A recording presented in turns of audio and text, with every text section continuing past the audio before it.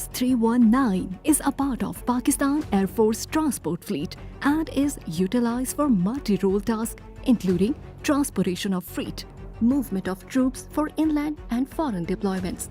including international exercises due to efficient fuel costs as compared to older fleet, and medevac role as well as humanitarian assistance and disaster relief mission. For the last 1 year, Pakistan Air Force has operationalized this Airbus 319 as the first of its kind and state-of-the-art air ambulance, which is equipped with latest aeromedical evacuation equipment and facilities including cardiac care facility, and is available for every Pakistani citizen. The service is operated by well-trained aircrew and a highly qualified staff, including doctors and medical assistants, available to evacuate the time-critical patients to within the country or Europe in a non-stop flight and with a single hop to further countries. The allied services required for these operations were established by Pakistan Air Force at the airports all over the country, including northern areas.